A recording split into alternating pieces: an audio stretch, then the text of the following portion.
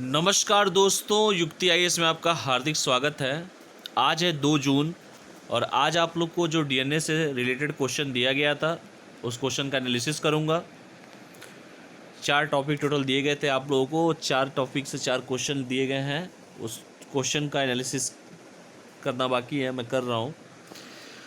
तो चलिए सीधे क्वेश्चन पे ही चलते हैं। पहला क्वेश्चन पूछा था कि ग्रुप 7 अर्थात G7 ग्रुप ऑफ 7 के संबंध में कौन सा कथन सत्य है, यही पूछा हुआ है, सत्य पूछा हुआ है यहाँ पे। इसमें दिया है कि 46वें शिखर सम्मेलन का आयोजन अमेरिका के कैंप डेविड में 10 से 12 जून के मध्य किया गया नहीं, 2020 में किया जाना था, अभी स्थगित हो गया, तो ये हो गया गलत। अभी तो 10 से 12 जून आया भी नहीं है। क्यों? 45वें शिखर सम्मेलन का आयोजन बियारित्ज फ्रांस में अगस्त 2019 के मध्य किया गया था, ये बिल्कुल सही है। जब 45वां 2019 में होगा तो 46वां 2020 में ही होगा, और भी देख रहे हैं लॉकडाउन की स्थिति है, और 10 से 12 के जून मध्य किया जाना था लेकिन स्थगित हो गया। ठीक है। तीसरा दिया है कि ग्रुप ऑफ 7 में France, Germany, United kingdom, Japan, संयुक्त राज्य अमेरिका, कनाडा, सब देश का नाम तो 6 सही दिया है, लेकिन रूस आ गया बीच में, ये गलत है, क्योंकि रूस का नाम मैंने कहीं नहीं लिया था, इटली है। ठीक है, रूस नहीं था, इटली था ग्रुप 7 में। मैंने यही बताया था कि फ्रांस है, जर्मनी है, इटली है, यूनाइटेड किंगडम है, जापान है, संयुक्त राज्य अमेरिका है, कनाडा है, इन देशों का मैं नाम बताया था। और हाँ, ये ज़रूर आप लोग को बताया गया था कि हमारे डोनाल्ड ट्रंप साहब 4 और देशों का नाम, तो खैर इससे कोई क्वेश्चन से मतलब था नहीं, तो बस ये जानिए कि बस रूस आ गया, इसलिए ग्रुप 7 एक एक शब्द ऐसे ही पकड़ना था, ये गलत हो गया। ये बी सही था और सी मध्य किया गया नहीं, अभी तो किया जाना था लेकिन स्थगित हो गया, ए भी गलत हो गया। पूछा है सत्य, तो आंसर क्या हो जाएगा? Only B. ठीक है, तो सत्य पूछा है तो क्या हो जाएगा? पहले का बी। तो जिनको आंसर देखना है तो चलिए आंसर दिखा देता हूँ। ये देखिए पहले के क्वेश्चन का आंसर। ठीक है, ये देखिए किया जाना था लेकिन हुआ तो था नहीं। ठीक है, स्थगित हो गया था, बता ही दिया है कारण क्या है, स्थगित करते हुए लिखा है ना, 46वें शिखर सम्मेलन को स्थगित करते हुए कहा है कि, तो स्थगित हो गया तो होना ही नहीं है फिर। और ये भी पूछा था आपसे कि ग्रुप 7 में देखिए फ्रांस है, जर्मनी है, इटली है, यूनाइटेड किंगडम है, जापान है, संयुक्त राज्य अमेरिका और कनाडा है, ये सारे देश हैं। कहीं इसमें नाम, उसमें आपका रूस का नाम ही नहीं लिया था, इसलिए गलत हो गया था वो। 2019 वाला भी इसमें पूछा था मैंने कि हाँ देखिए, हाँ ये 2019 में देखिए फ्रांस में हुआ था, यही पूछा गया क्वेश्चन आप लोगों से डायरेक्ट, तो क्वेश्चन का आंसर आप लोगों को मिल गया।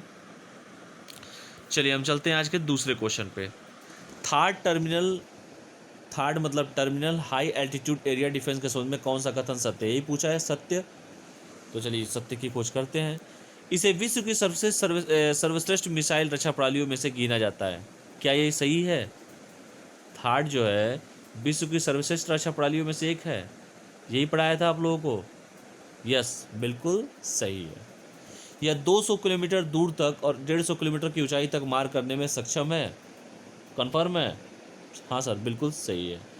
तीसरा क्वेश्चन में जो दिया है कि थर्ड अंतरिक्ष आधारित, जमीन आधारित और जल आधारित निगरानी स्टेशन से जुड़ा होता है, तो कहीं मैंने जल आधारित पढ़ाया था क्या आप लोगों को? जल आधारित तो कहीं पढ़ाया नहीं है। ये अंतरिक्ष आधारित तो कंफर्म था, जमीन आधारित भी कंफर्म था, लेकिन कहीं जल आधारित नहीं पढ़ाया गया है, इसलिए सी आपका हो जाएगा गलत। पूछा है सत्य, तो सत्य क्या हो जाएगा? ए और बी, यही होगा सत्य। ए सही है, बी सही है और सी गलत है, क्योंकि जल का कहीं भी नाम नहीं है। पूछा है सत्य, तो ए और बी हो जाएगा। तो देखिए किस में दिया है, ओनली बी। ठीक है, तो चलिए थर्ड का भी पूरा डिटेल देख लेते हैं। तो ये रहा आपका थर्ड के बारे में। ये देखिए थर्ड जो है विश्व की सर्वश्रेष्ठ रक्षा प्रणाली, यही क्वेश्चन उठा के पूछ दिया गया आप लोगों से, इसीलिए कहता हूँ कि पूरा ध्यान से पढ़ा कीजिए, यही पूछा गया आप लोगों से। और ये भी पूछा गया, लंबाई चौड़ाई पूरा पूछ लिया गया था। अंतरिक्ष आधारित और ज़मीन आधारित, यही पूछा गया आप लोगों से क्वेश्चन उठा के। ठीक है, मिल गया आंसर आप लोगों को। तीसरा क्वेश्चन में चलते हैं।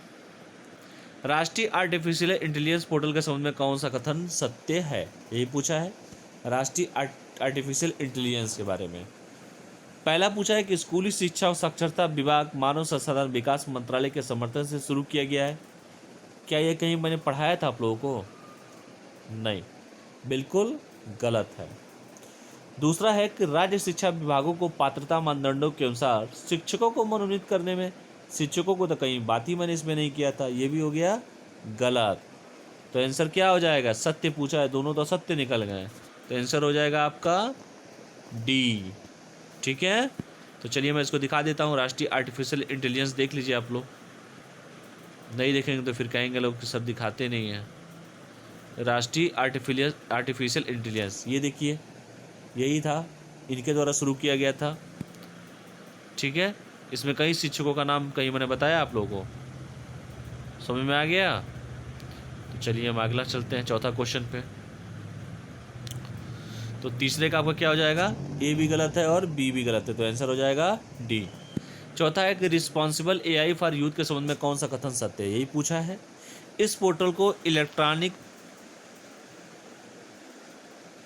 एंड आईटी मंत्रालय और आईटी उद्योग द्वारा संयुक्त रूप से विकसित किया गया है। अच्छा जी, संयुक्त रूप से विकसित किया, क्या यही मैंने पढ़ाया था आप लोगों को? इलेक्ट्रॉनिक और आईटी मंत्रालय और आईटी उद्योग द्वारा, तो ये तो हो गया बिल्कुल गलत। बी है, यह पोर्टल भारत में एआई से संबंधित विकास के लिए एक स्टॉप डिजिटल प्लेटफॉर्म के रूप में काम करेगा। बिल्कुल गलत, क्योंकि दोनों के दोनों हो गए गलत। पूछा है सत्य, तो क्या हो जाएगा आंसर? आंसर हो जाएगा डी। अब इस देखिए क्यों मैं डी कह रहा हूँ, क्योंकि जो दोनों का क्वेश्चन मैंने दिया है जस्ट रेसिप्रोकल है एक दूसरे का। इसका इसमें दे दिया गया था, यानी तीसरे का चौथे में दिया, चौथे का तीसरे में दिया गया था। अब देखिए रिस्पॉन्सिबल एआई फॉर यूथ वाला दिखा देता हूँ मैं आप लोग को। रिस्पॉन्सिबल एआई फॉर यूथ देख लीजिए आप लोग, ये देखिए एआई फॉर यूथ, देखिए किसके द्वारा शुरू किया गया था? रिस्पॉन्सिबल एआई फॉर यूथ, देखिए इंटेल के सहयोग से बताया था मैंने, यही बताया था आप लोग को। और लास्ट क्वेश्चन, लास्ट में क्या पूछा था आप लोगों से?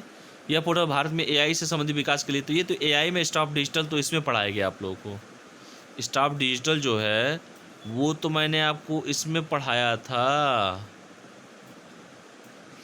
ये तो मैंने आपको राष्ट्रीय आर्टिफिशियल इंटेलिजेंस पोर्टल में स्टाफ डिजिटल पढ़ाया था, इसीलिए वो गलत हो गया था। ठीक है, समझ में आया? तो इसीलिए आपका ए गलत हो गया और बी भी गलत हो गया। पूछा है सत्य, तो आंसर क्या हो जाएगा इसका? डी। ठीक है, समझ में आया? कोई कन्फ्यूजन हो तो आप लोग बता दीजिएगा, क्योंकि राष्ट्रीय आर्टिफिशियल इंटेलिजेंस पोर्टल और रिस्पॉन्सिबल एआई फॉर यूथ जो है, इसके जो दो ऑप्शंस ये जो दोनों दिए गए हैं, ये दोनों एक दूसरे को जस्ट रेसिप्रोकल कर दिया गया था। ठीक है, इसीलिए इसका ये डी हो गया और इसका भी ये डी हो गया। ठीक है, तो फाइनल कमेंट अगर मैं दूं तो पहले का हो जाएगा बी, दूसरे का हो जाएगा बी, तीसरे का हो जाएगा डी एंड चौथे का हो जाएगा डी। ये रहे आज के महत्वपूर्ण क्वेश्चन के आंसर। एक बार और रिपीट कर देता हूँ, आप लोग अगर देखना चाहें। पहले मैं सत्य पूछा था, सत्य पूछा था, तो आपका ये गलत हो गया था, ये सही था, फ्रांस में हुआ था, और ये गलत इसलिए हुआ था कि रूस का नाम ही नहीं था, तो इसलिए आंसर हो जाएगा बी। दूसरे में मैंने क्या बताया था आपका कथन? सर्वश्रेष्ठ मिसाइलों में जो जाता है, ये भी सही था, और ये कहीं भी जलोल का नाम तो था ही नहीं, इसलिए ये गलत हो गया था। तो सत्य पूछा था तो क्या हो जाएगा? ए और बी बोथ। ठीक है, तीसरा पूछा है कि राष्ट्रीय आर्टिफिशियल इंटेलिजेंस स्कूली शिक्षा और सहायता, ये गलत था।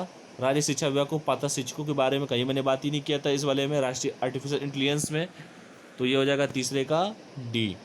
चौथा, रिस्पॉन्सिबल फॉर एआई के संबंध में इलेक्ट्रॉनिक और आईटी मंत्रालय और एक इंटेल के सहयोग भी बताया था, लेकिन कहीं इसमें नाम ही नहीं है, तो इसलिए हो गया गलत। यह पोर्टल भारत में एआई से संबंधित विकास स्टाफ, ये जस्ट उसमें पढ़ाया था। स्टाफ डिजिटल जो भी है मैंने आप लोगों को इसमें पढ़ाया था, जो ये आपका दिया है राष्ट्रीय आर्टिफिशियल इंटेलिजेंस, इसमें पढ़ाया गया था, ना कि आपका रिस्पॉन्सिबल में पढ़ाया गया था, इसलिए ये हो जाएगा गलत, इसलिए हो जाएगा डी। ठीक है, तो पहले का बी, दूसरे का बी, तीसरे का डी एंड चौथे का भी आपका डी है। ठीक है, तो ये रहे आज आपके महत्वपूर्ण क्वेश्चन। आशा करता हूँ कि आप लोग को समझ में आए होंगे। यहाँ फिर लिख दे रहा हूँ, पहले का बी है, दूसरे का बी है, तीसरे का डी है एंड चौथे का डी है।